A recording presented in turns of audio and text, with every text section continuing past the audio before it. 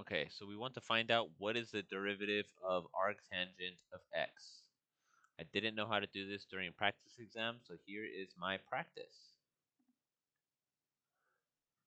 So let's write it like this. So y is equal to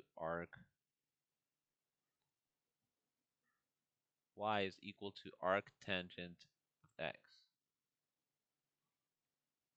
And so what is arctangent of x? This is just the inverse tangent of x. So we could do is apply tangent to both sides, giving us tangent of y is equal to x. So if I was to take the derivative of this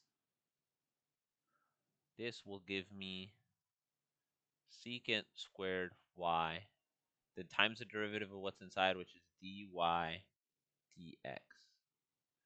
This is, and then the derivative of this is 1, right? So if I was to work this out, what's this going to give me? It's going to give me dy dx is equal to, if I divide by secant squared y on this, I'm going to get cosine squared y. Keep in mind, secant squared y is equal to 1 over cosine squared y. And so what we do know is y is equal to the arctangent of this, right?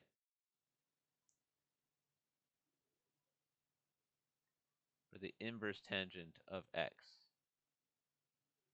So it's this whole quantity squared. When we think about what the arctangent is, we can, the inverse functions give us an angle, right? And what this tangent was usually the input of it. It's going to be opposite over over adjacent. And so we can say opposite over adjacent is equal to x, which is that, and it's going to give us this angle. Well, we want to solve for this cosine of this angle effectively. So we need to know the hypotenuse. We could use Pythagoras theorem, the Pythagorean theorem, to solve for this. And so with this theta, that's going to give us dy dx is equal to cosine of this theta squared. We know cosine squared is going to be 1 over this.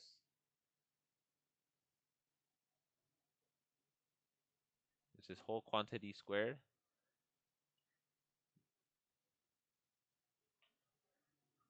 That gives us that the derivative of arc tangent is equal to 1 over 1 plus x squared. Woo! Let's get it.